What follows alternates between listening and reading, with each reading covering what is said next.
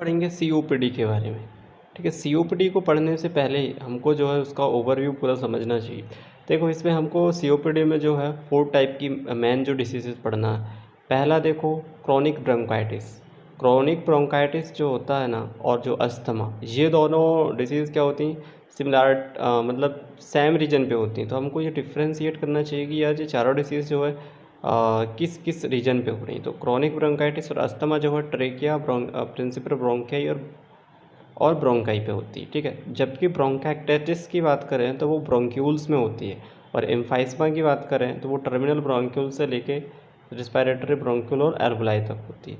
तो आपको समझ में आएगा ना, जैसे अपन को कोई पैथोलॉजी या फिर कोई पेशेंट है तो उसको समझ में तो आना चाहिए, जैसे एम्फाइसमा तो किस रीजन पे हुई होगी, ब्रोंकाइटिस है तो किस रीजन पे हुई होगी, अस्थमा, और उनके सिम्टम्स क्या हैं। ठीक है, सिम्टम्स देखना, पैथोलॉजी, ये सब देखना, इससे अपन डिफ्रेंशिएट इनको कर सकते हैं। तो वो पूरा डिटेल से पढ़ेंगे। अभी ये ओवरव्यू आपको समझ में आया, हम एक एक करके अब डिसीज देखेंगे। ठीक है, तो सबसे पहला जो है इसमें क्या है, इसमें इसकी डेफिनेशन तो पता ही होना चाहिए, क्रोनिक ऑब्स्ट्रक्टिव पल्मोनरी डिसीज़ की। ये क्या होता है, क्रोनिक होता है और पार्शियली और कंप्लीट ऑब्स्ट्रक्शन हो सकता है टू द एयर फ्लो पे एट एनी लेवल पे, from trachea to smallest airway, resulting in the क्या होगा, इससे फंक्शनल डिसेबिलिटी हो जाएगी ऑफ द लंग्स की। ठीक है, ये डायग्राम देख लो। ठीक है, इस डायग्राम पे मैंने बताया कहाँ कहाँ क्या क्या हो सकता है। ठीक है, तो ये पूरा उसका वो है। इसके अलावा हमको ये चारों डिसीज़ देखना है। तो फर्स्ट डिसीज़ हम देखेंगे क्रोनिक ब्रोंकाइटिस। इसमें क्या होता है, परिस्टेंट कफ होता है with the expectorant on the most day of the least 3 month और एयर फॉर 2 और मोर कंसेक्यूटिव एयर। तो ये इसकी डेफिनेशन हो गई। मिडिल एज मेल्स पे ज़्यादातर देखने को मिलती है। पैथोजेनेसिस कैसा होता है इसका, cough is caused by the over secretion of the mucus. Cough कैसे होता है, ओवर सिक्रेशन होने के कारण म्यूकस का, ड्यू टू द इंक्रीज और number in the size of the sub mucosal gland के बढ़ने के कारण, ट्रेकिया एंड ब्रोंकाई पे। तो अभी हमने देखे ही थे कहाँ पर होता है, किस रीजन पे। ठीक है, तो ट्रेकिया और ब्रोंकाई वाला ये रीजन पे होता है। माइक्रोस्कोपली देखेंगे तो इसका इंक्रीज रेड इंडेक्स देखने को मिलेगा। रेड इंडेक्स क्या है, ये यहाँ पर दिया हुआ है कि हाइपरट्रॉपी एंड हाइपरप्लेसिया होता है इसमें।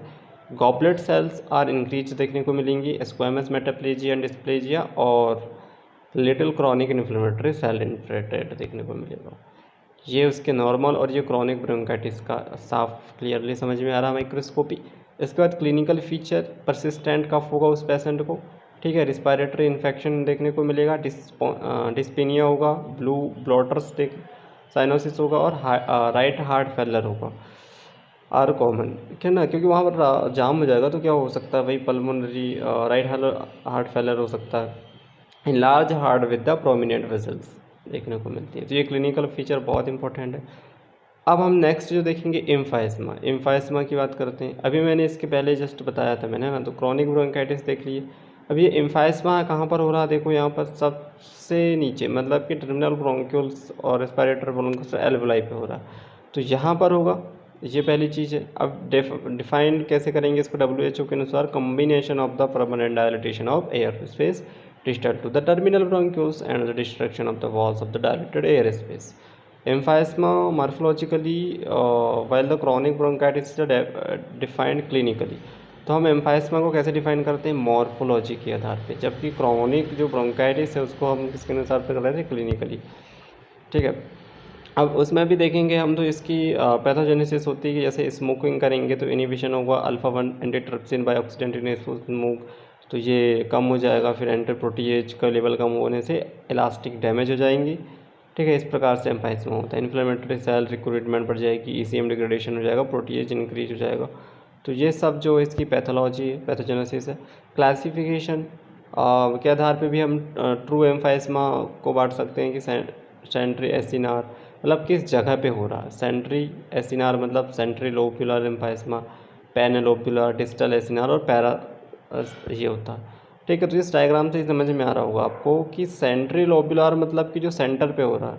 ठीक है, और पैरासेप्टल एम्फाइसमा मतलब जो डिस्टल पार्ट पे हो रहा है, और पेन एसिनार मतलब सारे जगह पे हो रहा है, और इरेगुलर मतलब कि कहीं पे भी हो सकता है। ठीक है, इसके बाद जो डिस्टेंडेड एल्वुलाई देखने को मिलती है इसमें कि माइक्रोस्कोपी पे, स्पूर to broken septa thin and stretched alveoli wall देखने को मिलती है। क्रॉनिक ऑब्स्ट्रक्टिव पल्मोनरी डिसीज़ में अभी हमने देखे क्रॉनिक ब्रोंकाइटिस और एम्फाइसमा, इन दोनों पे हमको समझ में आ रहा है कि किस में डायलेटेशन हो रहा है, ठीक है, और किस में जो है इन्फ्लामेशन और क्या कंडीशन हो रही है। अब देखेंगे हम third bronchial asthma. Bronchial asthma भी कहाँ पर होता है, मैंने अभी जस्ट बताया था, यहीं पर हो रहा है जहाँ पर एम्फाइसमा होता है। तो इसमें क्या होता है, इंक्रीज रिस्पॉन्सिवनेस हो जाता है of the tracheobronchial tree to the variety of the stimuli, ठीक है। इस प्रकार से इसका क्या होता है, पैथोजेनेसिस होगा। इसमें क्या होगा कि स्वेलन लाइनिंग हो जाएंगी, एक्सेस म्यूकस सीक्रेट हो जाएगा, मसल टाइटनिंग हो जाएगी, ठीक है। और इस प्रकार से जो है विस्लिंग की बेस पे साउंड आता है। Asthma is the episodic disease होती है, manifested bye clinically पैरोक्सिसोम of the डिस्पोनिया होगा, कफ होगा और वीजिंग की साउंड आएगा जिसके जो होंगे, ठीक है। और स्टेटस ऑफ द अस्थमैटिकस क्या होता है, एक सीवियर एंड अनरिमिटिंग डिसीज होती है, ठीक है, और ये फैटल तक हो सकती है। पैथोजेनेसिस की बात करें तो asthma is the example of the type 1 hyper sensitivity होती है, जो आपने पढ़े होंगे। तो इस प्रकार से पैथोजेनेसिस करते हैं, पूरा डिटेल से इसको पढ़े होंगे। टाइप 1 हाइपर सेंसिटिव इसमें समझ में आया हो। स्पूटम इसमें होता है, ठीक है। स्पूटम करिस्कुमेन स्पाइरल इसका मैन फीचर होता है। इसके बाद जो 4 पोर्ट लेडन क्रिस्टल होता है और सिक्रियोला बॉडीज इसमें देखने को मिलती है। तो ये पूरा शो हो रहा है, ठीक है। इसके अलावा जो है लास्ट हम देखेंगे ब्रोंकाइटिस। ये कहाँ पर होता है, ये ब्रोंक्यूल्स पे होता है, ठीक है। इसकी डेफिनेशन क्या है, abnormal and the irreversible dilatation होता है इसमें of the bronchi and bronchioles का, greater than 2 mm in the diameter, double in the secondary to inflammatory weakening of the bronchial walls।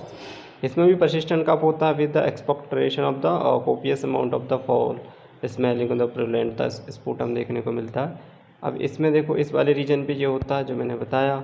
इसके बाद जो है इन्फ्लामेशन, ऑब्स्ट्रक्शन, इन्फेक्शन तो इसमें हो गई। इसके अलावा इसका मेन जो फीचर है ना, हॉनी कॉम्ड अपीयरेंस दिखाई देता है, इस प्रकार से होता है, ठीक है। इसके अलावा माइक्रोस्कोपली इसमें देखेंगे तो bronchi and the bronchioles are dilated दिखेंगे। ब्रोंकियल्स एपिथेलियम में भी नॉर्मल भी हो सकती हैं, अल्सरेटेड और स्लज्ड देखने को मिलती हैं। Acute and chronic inflammatory cells दिखेंगी और destruction of the normal muscles and the elastic tissue with the replacement by fibrosis.